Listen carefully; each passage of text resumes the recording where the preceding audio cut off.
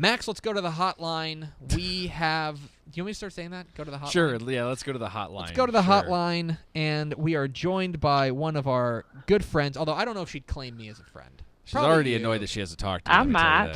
Yeah, it depends. It depends. It's the athletic director of the UIL. We're joined by Dr. Susan Elza. Doc, how are you? I'm great. I just was listening to your promo there. I'm going to log in. I've got a lot of information going on here. Okay. Yeah, I'm sure. Now, I want to ask you, look, I know the first week of high school football is always nuts for you.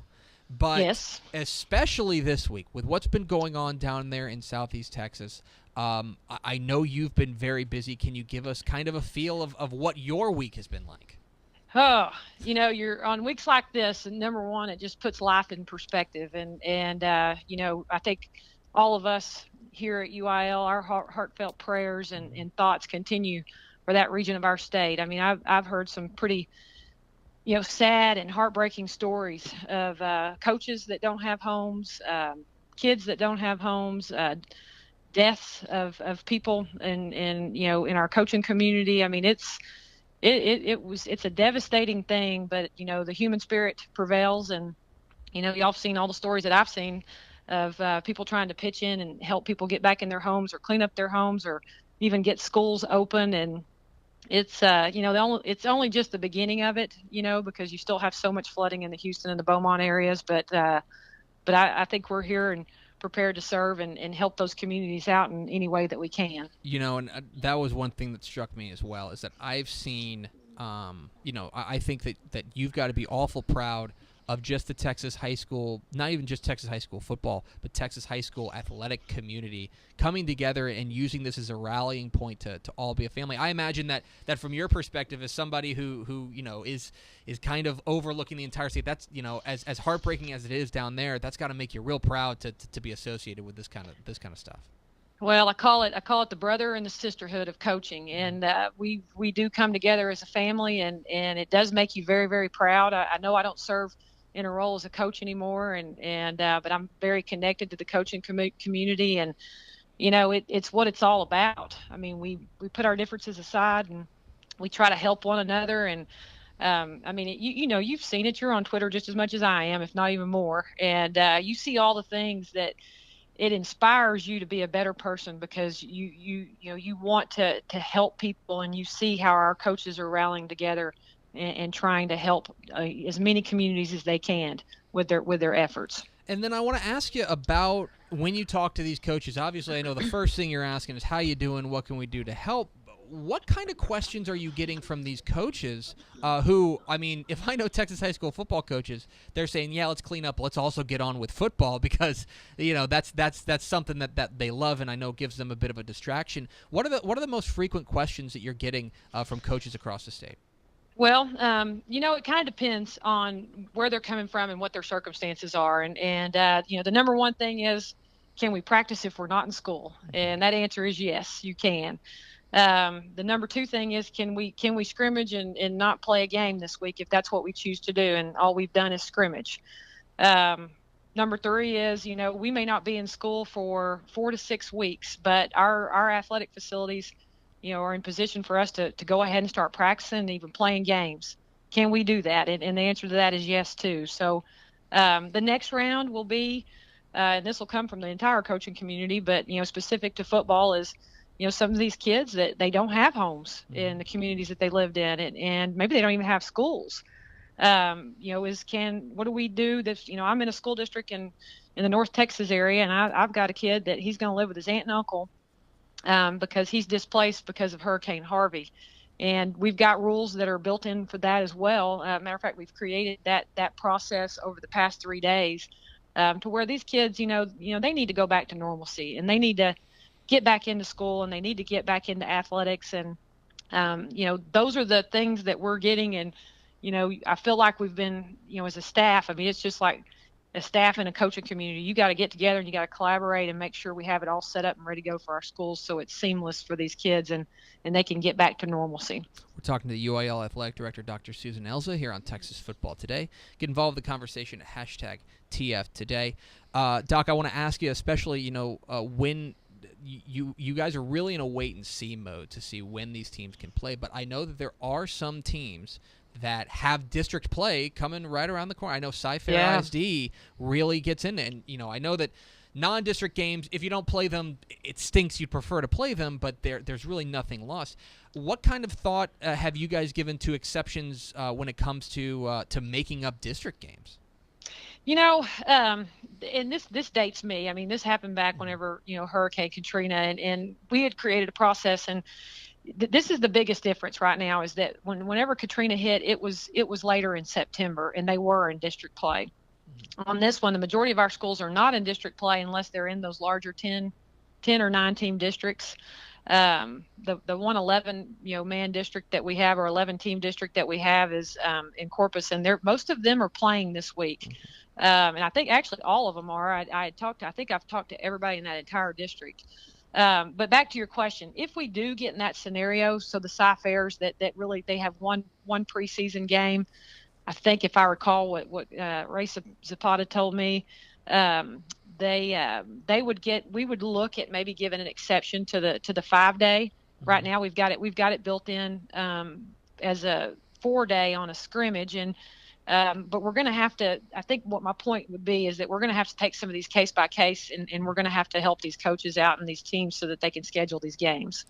You alluded to it earlier about kids who are going to be moving, kids who are going to go live with aunt and uncle, and kids who are going to go, live with friends or live with grandparents in a place where they actually have a roof over their head in some instances. I know the UIL keeps a close eye on transfers. Can you give us a little bit of an idea into your thought process, knowing full well that there's probably a big rush of transfer requests that are going to come in? Yeah, I mean, it's just hammering through the process of it. I mean, part of it you're not going to be able to control because these kids are going to be in circumstances where, they're coming from the coastal area of our state, and they may have relatives as far as El Paso, and that's where they're going to need to live until their homes can be rebuilt. So, the process for them going in is very similar to someone that moves into a new district, that they'll have a 15-day period where they would have to sit out until they, obtain their eligibility, and we will have a special waiver that's called the displaced student waiver because of, it's a Hurricane Harvey waiver, if you will, and they've got to answer a series of questions, and they'll send that form to us for them to be approved. So process is in place, but you got to remember, as much as we want to, be able to make sure that no one's taking advantage of this, we've got to put the priority out there is helping these kids get into schools where their families live and get back into a normal, I keep saying it, into a normal life. Because some of this is just, when you talk to these athletic directors and these coaches, I mean, it's devastation beyond anything in the history of this state. And you've got all types of people that, that do not have homes and do not have a place to go back to, and you don't want to make it any harder on any student athlete or their parent to be able to go to a new school district if that's what they need to do. Well, I'm sure I think I speak as somebody who follows what the UIL does and follows Texas high school football, that I knew you guys your heart would be in the right place, but it is comforting for me to know that the UIL is thinking about this in the way that, in my humble opinion, you guys should be thinking about it, which is absolutely. Let's make sure we take care of these kids. We'll figure out the rest later if there comes an issue, but that seems like the overarching theme to what you're saying is let's make sure we get these kids in a safe place. If we come up with an issue down the road, let's figure that out then. Yes, exactly. I mean, it's I always feel like kids come first in every rule that we have. I really truly do, and to me this even magnifies when you spend this amount of time on trying to create a process for this. I mean, and you hear our conversations, that kids are at the forefront of this decision. It's Dr. Susan Elza, the UIL Athletic Director, here on Texas Football Today. Get involved in the conversation, #TF Today. All right, Doc, there is football tonight, though. There is. Starting in less than 5 hours, there will be football being played out there in El Paso. We're very excited, and I know you are going to be at least part of this historic Texas Football Days that Fox Sports Southwest is going to be. I understand you're going to be the biggest celebrity out there in Idalou. Is that right? Well, I don't know about that, but I am definitely excited to go out there and be a part of that event, that game, that atmosphere in Idalou versus Shallow Water. And Mhm. I've talked to both coaches, and and I've also talked to the superintendent of Idalou because I kind of wanted to know how early do I need to get there.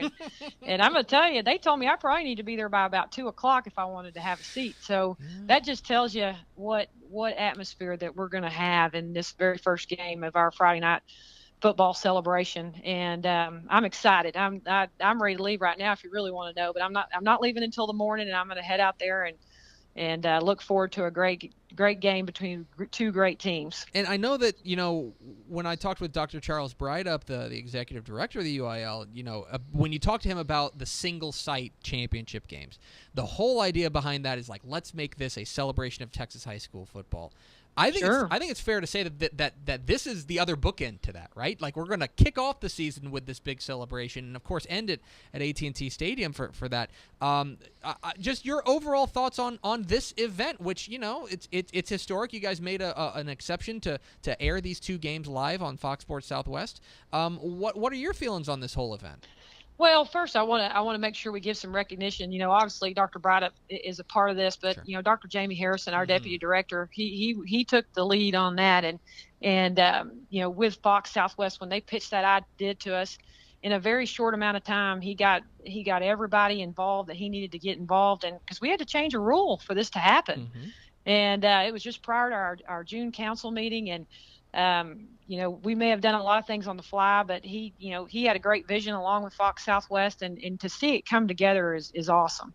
But the celebration part of it, I think there's one thing that I've learned on this job in the past 2 years is I knew Texas high school football was enormous, and I've always been a longtime fan of everything football in this state. It is such a unique thing. But when you go out in these other states and you look at how it compares, you just understand how much more special that it is here in this state, and that we do have a bragging right that other states do not. And to be able to celebrate that with a kickoff event, and then you have your big culminating event at the end of the year with your state championships, that's pretty dang cool is what I call it. I'm a country girl, and I talk like a country girl, so y'all just got a good dose of that, didn't you? Well, yeah, we did. Listen, I'm used to it. Now, yeah, you are. I need to ask you the most important question. Have you figured out where you're eating in Idalou? I know, because the thing is, you're going to be out there with Ken Purcell, right? Yes. And his cowboy hat will get you in anywhere. You know what I mean? That's right.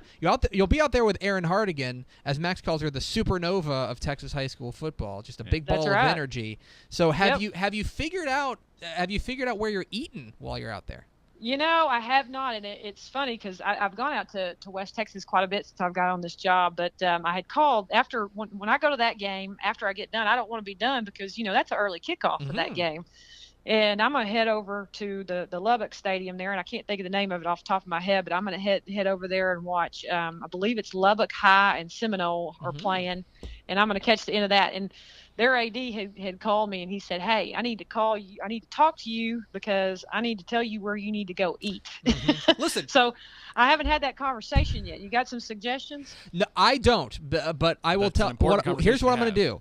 Her Twitter account is at UIL_AD. Oh, my. Wherever, tell Dr. Susan Elza, the UIL athletic director, where she needs to eat while she's out there in the Panhandle, out there in the South Plains in Idalou and Lubbock, at UIL_AD.